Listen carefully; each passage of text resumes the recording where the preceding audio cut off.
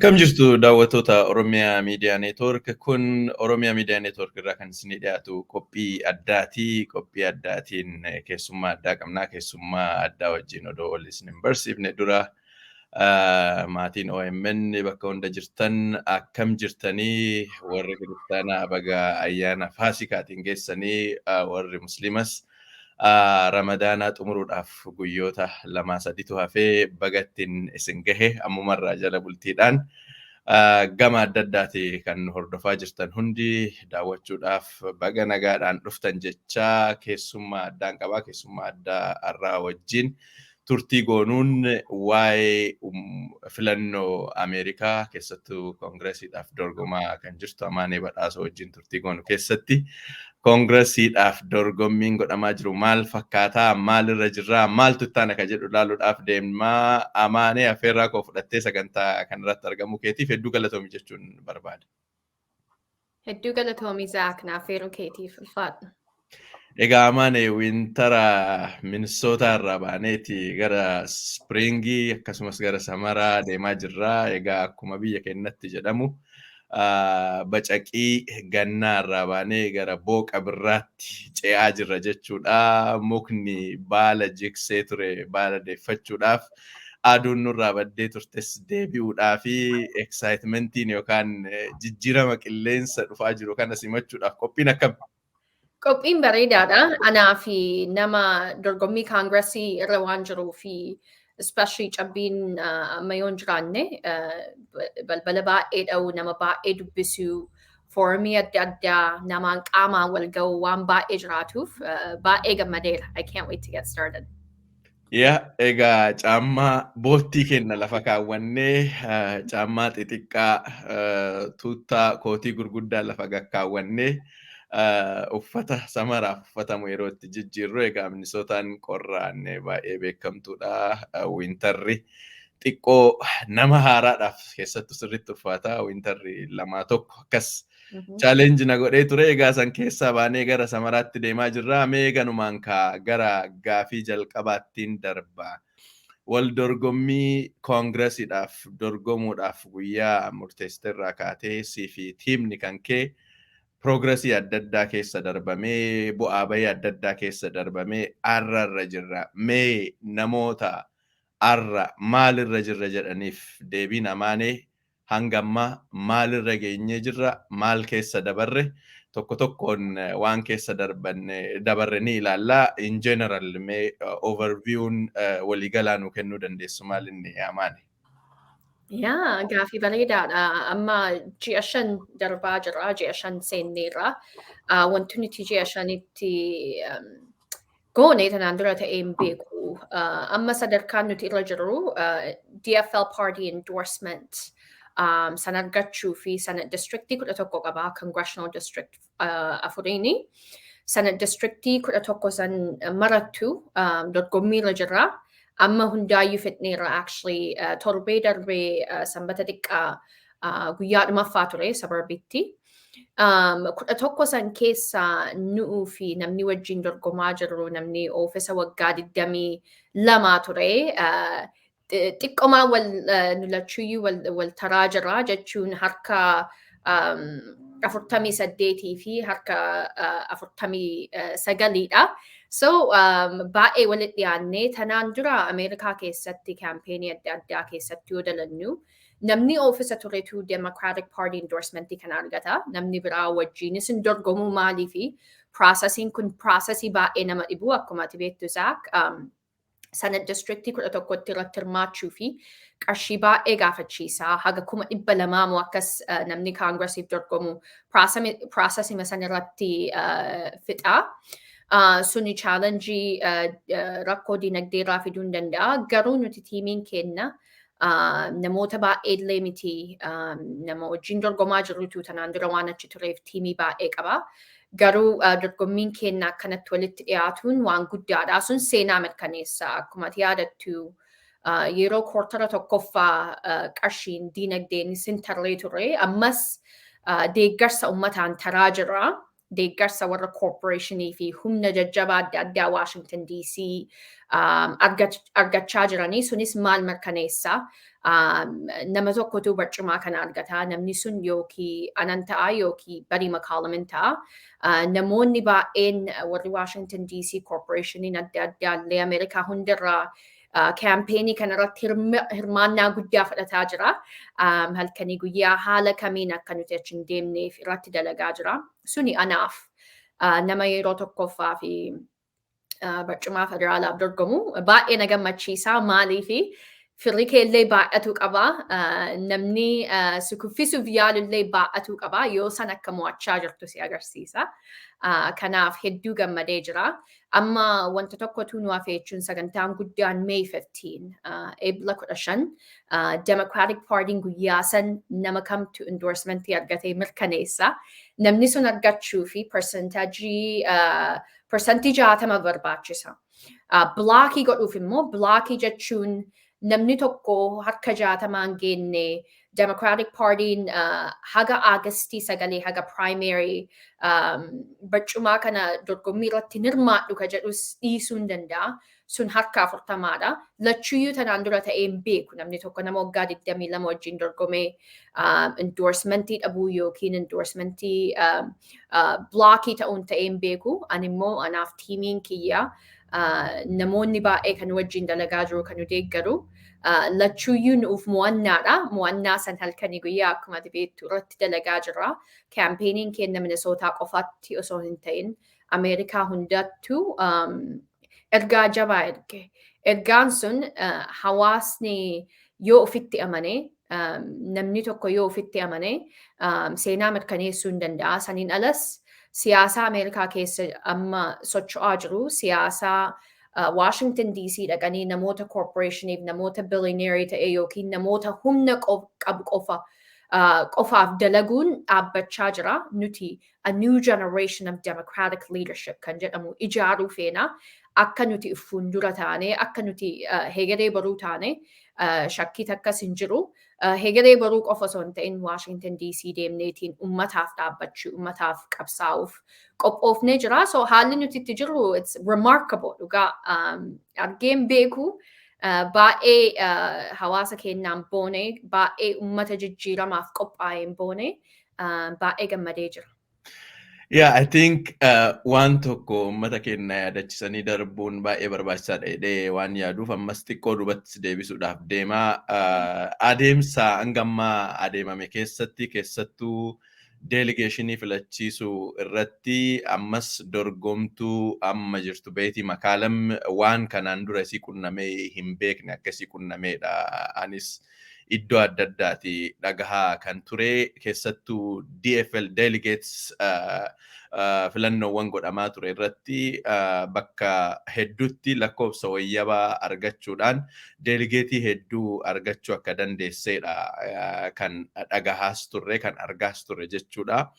Adeemsa kana keessatti wanti uummanni keenyatti baasaa jiru, wanti uummanni keenyatti hirmaachaa jiru, gama adda addaatiin wanti uummanni keenya gochaa jiru akka lafarra bu'aa hin jirree fi bu'aa bahii kana keessatti wanti haga amma argame iyyuu akka remarkable ta'e akka yaaddannoodhaaf tolu filannoon keessattuu deeligeetii piroosesii 2-3 hanga ammaa darbame haga muraasaan maal fakkaata kan jedhu nutti agarsiifteeti yookaan isarra waan nun jettee gara itti aanu dabarre.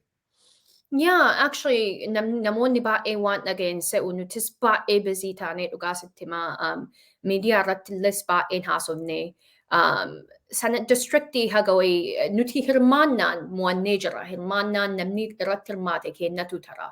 Garuu namni nu wajjin irratti hirmaate namoota dalaguu sana district conventionii kana guyyaa hundaayyuu ooluu qabda jechuun ganama sa'aatii 8tti yoo seente sa'aatii 9 deemuu qabda. Maaliifi sistemni sunis beekaan achi jira. Maaliifi guyyaa san geemiin ka taphatamu. Geemii yoo jedhu gama geemiidha. Seerri yeroo san baa seerris namoota tanaan dura achi ture deeggara malee namoota haaraan deeggaru.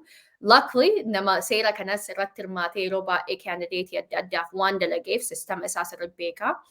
Bakka baay'eetti namoota keenya keessaa hambisuu fi namoota keenya jedhu namoota kaampeenii keenya deeggaru. irra guddina yeroo tokkoffaaf namoota baay'eetu irratti hirmaatee maaliifi siyaasaan yoo si haame siyaasaan siif dhaabbatu siif dalagu yoo si haame yeroo tokkoffaaf irratti hirmaatta. So bakka baay'eetti harka 90% namoota keenya keessaa hambisuuf yaalamee ture. Sistema uumanii jechuudha. Sistema san namoonni baay'een hin lolinii Amaanee dhiisuu qabdaa kun humna jabaadha humna tuqamuu hin dandeenye eega kana hunda yaalanii akka kaampeenii kun fuuldura hin deemneef waan biraas yaaluu hin danda'anii give up namni naan jedhe baay'eetu jira ture namoota humna jajjabaa qabu isteeta kana keessa jechuudha. Hin dide maaliifi barcumaa federaalaaf hin dorgomu yoo humna qabnu hundaatti fayyadamuu hin feene. So humna waan san yaales wajjin dorgomnee sistema sanis akka fuulduratti irratti hin dalagamneef tiimii kennatu godhee sun waan guddaadha. Hawaasa Oromoo qofa osoo hin ta'in, hawaasa Mangii qofa osoo hin ta'in, State of Minnesota keessatti namoota baay'ee kaampeenii baay'een galatoomi kan jedhe maaliifi sistemni sun sistema tanaan dura uummata haarayaa keessaa hambisu. Sistema nama haarayaa namoota barcuma guddaa kanarra jiru wajjin dorgomu baay'ee miidhaa ture.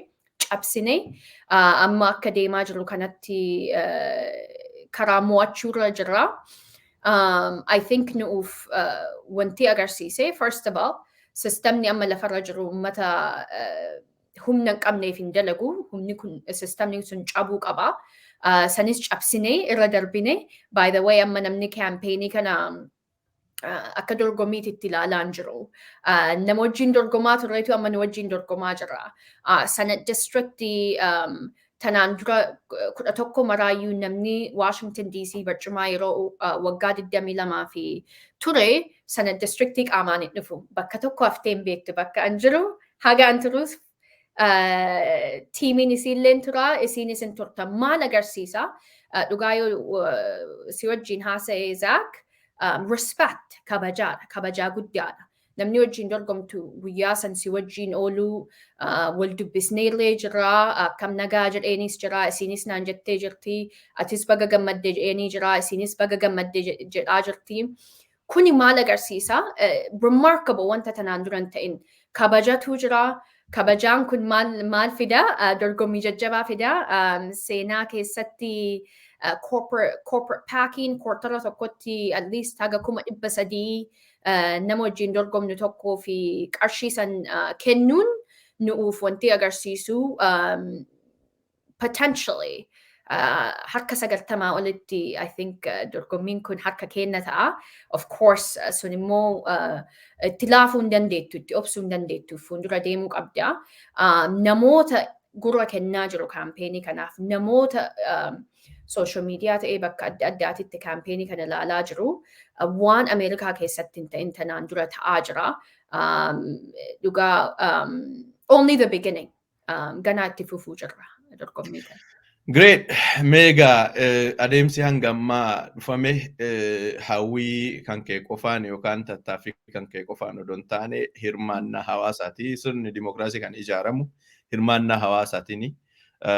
Kootii tibbaa kana maxxanse tokko irrattis argaa ture. Siyaasa jechuun walumaa galatti hawwii hawaasa tokko mirkaneessuudhaaf sochii socho'amu hawwii hawaasa tokko milkeessuudhaaf sochii socho'amu keessatti immoo hirmaannaan hawaasaa gama adda addaatiin cimuu qaba gama adda addaatiin jabaachuu danda'uu qaba. Hirmaannaan haga ammaa godhamaa jiru akkuma jirutti ta'ee amma boodaaf maaltu yaadamee jira?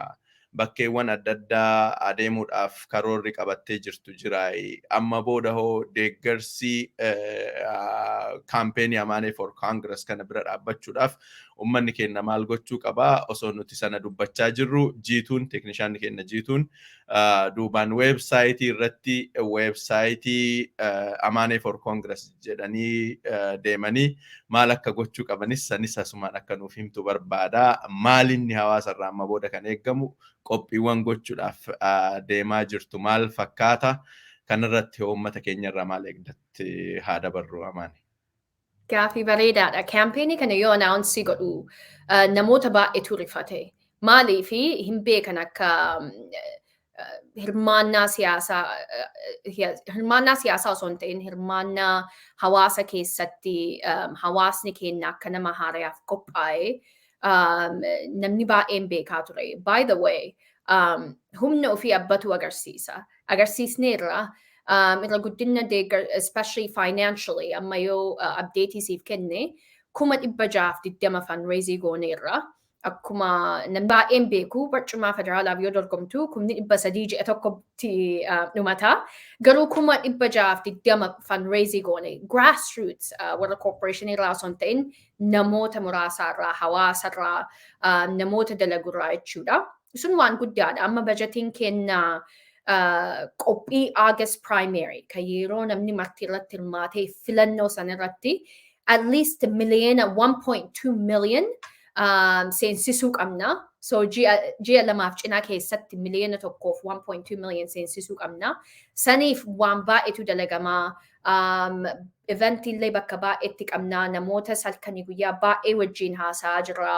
Deeggarsa nuti qabnu hawaasa keenya qofa osoo hin ta'in sabaaf sablammoota baay'ee especially East Africa keessaa namoota Mangii keessaa white progressives coalitioniin nuti guddisaa jirru guddaadha. Kanaaf namoonni baay'een kaampeenii kana wanti sodaatuuf coalitionii kennaa fi namoota naannoo baay'eerraa waan walitti qabuu dandeenyuuf. Kanaaf akkuma ati dura jette siyaasaan kan ummataati kan kaayyoo ummataa bakka tokkoon ga'uu fedhu.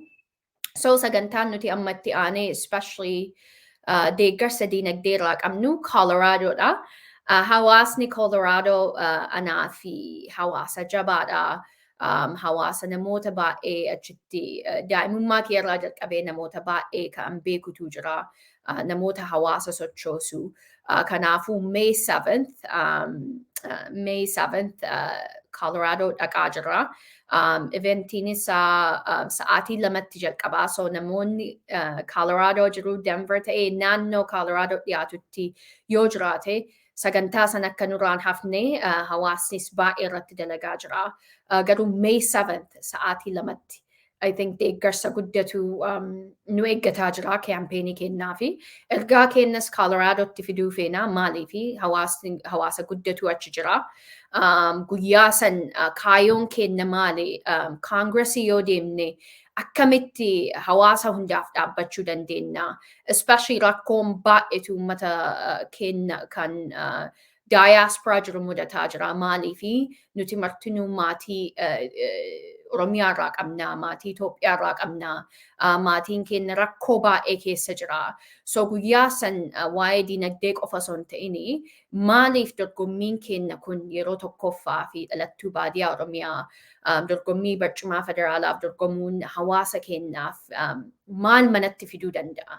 Maaliin mirga kamiin manatti galla qofa osoo hin ta'in akkamitti namni keenya nama hiriyyaa ta'e United States Congressii keessaa argachuu danda'a kan jedhus marii private irratti waan haasofnuuf guyyaa san hawaasni Colorado akka nurraan hafne namni achi dhaquu fedhus haa dhaqu jedhaa maalii fi namoonni kaampeenii kana yeroo tokkoffaa irraa laalaa ture bira dhaabbate galaa fi jira humna nuti ijaaraa jirru humna sanaan dura ijaarre especially namoota rakkoo keessa jiruuf kaampeenii keenya mana isaaniitii sodaata akka qabnu durumaayyuu hin qabnu amma immoo especially yeroo manni keenya rakkatu kanatti bira dhaabbachuuf qophii guddaa waan qabnuuf guyyaa san adaraa akka nurraan hafne akka namni martinuu maatiin ijoolleen maanguddoon dubartoonni namni martinuu akka guyyaa san nurraan hafnee fi adaraa jechuu gaafachuu fedhe.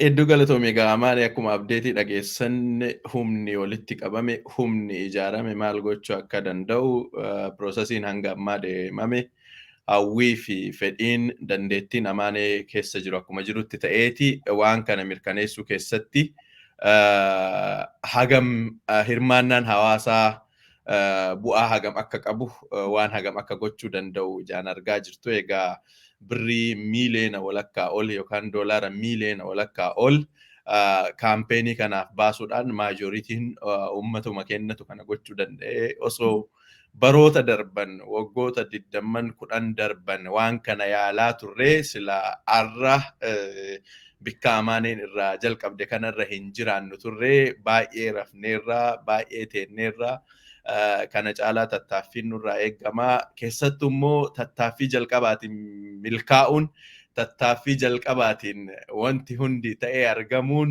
warroota amma booda dhufaniif ergaa hedduu qaba waan ta'eef irratti jabaachuun baay'ee barbaachisaadha. Egaa qophiin Colorado Saturday May 7 2 p.m. irratti Mango House 10180 East Colfax Avenue, Aurora, Colorado bakka beekamaadha. Qophiin hawaasni Oromoo godhu kamiyyuu bakkuma kanatti godhama waan ta'eef hawaasni Colorado fi naannoo asan jirtan naannoo asan isteetotni itti dhiyaatanii jiran hundi itti baatanii waan bakkeewwan adda addaatti godhamaa jiru san caalaa dachaan akka Amaanee galchitan abdii qabnaa. Akkuma achi dheerataa deemuun akkuma gara filannootti siqamaa deemuun hiitiin yookaan qilleensis OIS xiqqoo wanniin hidhannus baay'achaa deema waan ta'eef hirmaannaan kennas saniin cimuu danda'uu qaba kan jedhu ergaan qaba. Mee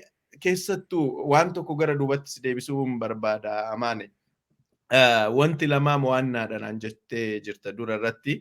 Keessattuu DFL keessatti tokko endorse godhamuun mo'annaa isa guddaadha. Lama block gochuun yookaan qaamni tokkoyyuu endorse hin godhamne akka deemu gochuun keessattuu Democratic Farmer Labour Party jedhaniin qaama Democratic Partiin Democratic Partiin Minnesota jiru kun jechuudha. Keessattuu qaama kanaan endorse godhamuu block gochuunis mo'annaadha. Endorse godhamuunis mo'annaadha kan jedhu kana mee akka xiqqoo sirriitti nu ibsituun barbaada. Maalinni ergaan isaa qaamni tokko endorse godhamee jira jechuun guyyaa sanitti qaamni tokko endorse godhamu jechuun ergaan isaa maalinni egaa hanga abdii block gochuu yookaan mo'achuutti gahuudhaaf immoo waan hanga ammaa jiru keessaa maaltu waan kana akka abdattu si taasise Amaanee? Yeah, so nama campaigniiti campaignii hedduu baay'ee filachaan ture waggaa 14f nama itti amane tokko nama kaayoo isaatti amaneen dalagaa ture. Sistemni kun baay'ee challenging maaliifi nama haarayaa dhiisii namni barcumaa filatame keessayyuu ammas jiru irratti hirmaatu. Maaliifi road blockii baay'eetu jira. Humna siyaasaati jechuudha. Amma DNC Democratic National Committee nama waggaa 22 achi ture yoo namni biraa wajjin dorgomuu fedhu usually wajjin haasa'a. Si wajjin haasa'ame jechuun challenge guddaadha maaliifi yeroo kee eegisiin jedhan irra guddina siyaasaa keessatti yeroon kee dhufne status quo waan jedhamu namni humna siyaasaa qabu dhiisee qabu hin jiru filannoo irraa kan ka'e dirqamaa yoo ta'e malee. So Democratic Party endorsement kana wanti ani irratti hirmaadheef waan lama tokkoffaa nama hawaasaati humna hawaasa kanaa mul'isuu fedhe. By the way, campaigning kun wanni irratti hirmaadheef ummataaf yeroo baay'ee namni martinuu baay'ee maalalee maalii fi siyaasaa irratti hirmaadhu jedhee yeroo baay'ee haasaa ture. Namni baay'ee na gaafataa ture. Dorgomii state house state sana hin jibbaa ture maalii fi humnaa fi power saniif irratti hirmaanne. Yeroo baay'ee haasaa ture, yeroo baay'ee balbala namaa dhaa ture, yeroo baay'ee namni fotoon wajjin ka'a yookiin xaalaanuu barreessaa jedhaa yookiin isiniif barreessina jedhaa. Jijjiiramni akkas hin dhufu. Uummata rakkachaa jiru, especially hawaasana guddise, daa'imummaa keerraa jalqabee Oromoo communitytti guddataa ture. So bakka nagee nama kadhachuun hawaasa kana humna guddaa ijaaruu fi fedha kan jedhurraa kan ka'e. Democratic Party keessatti yoo hirmaatte, vootii qofa osoo hin ta'in kaakasii irratti yoo hirmaatte, dooneeshinii yoo hirmaatte, humna guddaa ijaaraa jirta. Humna kaampeenii kennarra darbee namni martinuu amma state of Minnesota keessatti kan yeroo dorgommii irratti jalqabu hawaasa Oromoo community jedhee hin haasofne hin jiru ammaan booda. That's it, complete. Humna hawaasa kanaaf ijaaree jira, check mark. Itti aanee immoo yoo nama barcumaa federaalaa wajjin dorgomtu humni kun qarshii wajjin dhufaa deeggarsa humna siyaasaa wajjin dhufaa. Yookiin humna saniyyuu yoo blockii gootee si duubarraa kaasa jechuudha. Humni kun zaak akkuma ati beektu humna jabaadha. Kaampeenii keellee baay'ee yoo deeggare bakka tokkoon ga'uu hin danda'a. Yoo hin deeggarres miidhuu hin danda'a. So challengii san humna san ofirraa kaasuuf blockii goota. Itti aanee immoo ama proud DFL ofiin jedha paartii kanan jaaladha. Daa'imummaa kiyyarraan irratti hirmaachaa ture. Anaaf waan mana kiyya ta'eef abbaan mana ofii ufumaa ijaaruu danda'a, ufumaa jabeessuu danda'a. Kanaaf irratti hirmaanne. Garuu humna guddaadha. Humna guddaadha. Yoo si bira dhaabbatee bakka Washington DC si arga. Great. Egaa Amaanee qofa oduu hin taane keessattuu warra kaampeenii Amaanee keessatti hojjechaa jiru, kan qacaramees hojjechaa jiru, kan volunteer godhaa jirus hedduu dubbisee jira. Baay'een isaanii wanti naan jedhan amma booda waan hedduu keessaa baranne adeemsa filannoo kana keessa waan Amaaneen mo'achuu dhabu qofa odoo hin taane amma booda filannoo Ameerikaa keessatti godhamu irratti maaltu godhama, eenyutu maal hojjeta kan jedhu keessaa barre tips and tricks waan hedduutu keessa akka jiru keessaa arganne. At least nama amma booda dorgomuuf qabxiin Amaanee irraa dhufu akkuma jirutti ta'eeti nama amma booda dorgomuuf karaan guddaan kan baname namni volunteer godhu roolii isaa beekaa. Gama adda addaatiin maal eenyuun akkamitti akka gargaaruu qabuu fi akkamitti akka mo'achisuu danda'us irraa baramaa akka dhufedha. Keessattuu DFL bakkeewwan filannoo seenet distriktiiwwan iddoo adda addaatti godhamaa ture irratti keessattuu bakkeewwan filannoo yookaan filannoowwan deeligeetii filachuudhaaf yeroo 2-3 wal godhame keessatti wanti natti himaa turan kana fakkaata ture. Egaa carraan amma booda jiru hundi amma booda wanti jiru hundi akka carraan gaariin si qunnamu akka wanti sabni kun itti dhama'es akka bakkaan gahu abdii guddaan qabaa. Dhuma irratti ergaa kanan qabaa kun na hafee kana jechuu qaba wanti jettu yoo jiraatte sanas irraa fudheen qophii kenna gara xumuraatti hin deema Amaanee. Galatoomi Zaak. Ergaan ani qabu ammas irra deebitanii akka nu deeggartan namni green cardii qabuuf citizena Ameerikaa keessatti ta'ee diinagdeen nu deeggaruu danda'a. Miliyoonni sun guyyaa tokkotti hin seenu, nama tokkorraa hin seenu. Yoo isinitti amantan, yoo isin yeroo tokkoffaa fi nama ummataaf dhaabbatu, nama sodaa tokko malee ummataaf qabsaa'u yoo nu barbaachisa jettan kaampeenii keenya Washington DC ergaa kaampeenii hawaasaati. Akkuma Zaak jedhe dura anaa miti kana godhee hawaasa kana humna hawaasaati. Kanaafuu hawaasa keessan Washington DCtti ergaa. Diinagdeen ammas akka irra deebitanii nu deeggartan adaraa isiniin jechuu qaba. Barcumaa federaalaaf dorgomuun Ameerikaa keessatti diinagdeen ala ta'uu hin danda'u. Haga feenes dalannu yoo diinagdeen deeggarsa san hin qabne achi dhaquu hin dandeenyu. Akka dandeenyu shakkii takkas hin qabu maalii fi deeggarsa keessaniin 620 fundraising goone ammas itti fufne haga miliyoona 2 geenyuuf ittuma fufnaa. Kanaafuu adaraa isiniin jechuu fedhaan nu deeggaraa. Itti aanee immoo yeroon kuni hawaasa keenyaaf daayaasporaa ta'ee nama biyya baay'ee jiru ta'ee rakkoo baay'ee keessa jirra. Rakkoon sun akka hamilee keenya cabsine yeroo maraayyuu ufitti amannee ufiin boonnee uf jajjabeessine wal jajjabeessine tokkoomne akka kaayoo keenya bakkaan geenyu kaayoo keenya osoo hin ta'in maali Oromummaan maal akka ta'e addunyaa hundaaf agarsiisuu qabna. So mataa keessan ol qabaa hamileen isin hin tuqaminii abadan yeroo maraayyuu namni keenya hawaasni keenya sodaa takka hin qabu shakkii takka hin qabu ufitti amannee wal haa jajjabeessineetiin seenaa yeroo tokkoffaa fi mirkaneessinu isiniin jechuu fedha. Jabaadhaa isin jaaladhaa isiniif jiraadha. Galatoomaa isiniin jechuu fedha. Amaanee Badhaasoo milkaa'ii wanti adde hundi siif haa ta'u jennaa. Egaa sagantaa keenyas kanumaan xumurraa keessattuu deeggarsa Amaaneen jetteef bakki deeggarsatti gochuu dandeettan guyyaa hunda sa'aa 24 guyyaa 7 banaa ta'e isin eegu. jiituun yoo nu tabsisuu dandeesse yookaan iskiriina gubbaa yoo nu kaa'uu dandeette weebsaayitii www.amaanee4congress irra deemtanii gama adda addaatiin deeggarsa gochuu dandeessan akkuma asitti argaa jirtan donate to fuel or to fuel our movement kan jedhu kana bira deemtanii hanga deeggarsa gochuu dandeessanii lakkoofsa maallaqaa asirra taa'e yookaan azar jettanii lakkoofsa maallaqaa sanarra gootaniiti namni tokko I think haga 5,800 gumaachuu danda'a. Sanarratti akka hirmaattan jedhaa qophii keenya har'aa kanumaan xumurraa Amaanee affeerraa koo fudhattee sagantaa kanarratti argamuu keetiif hedduu galatoomin jedha. Ulfaadhu galatoomi. Ayyee.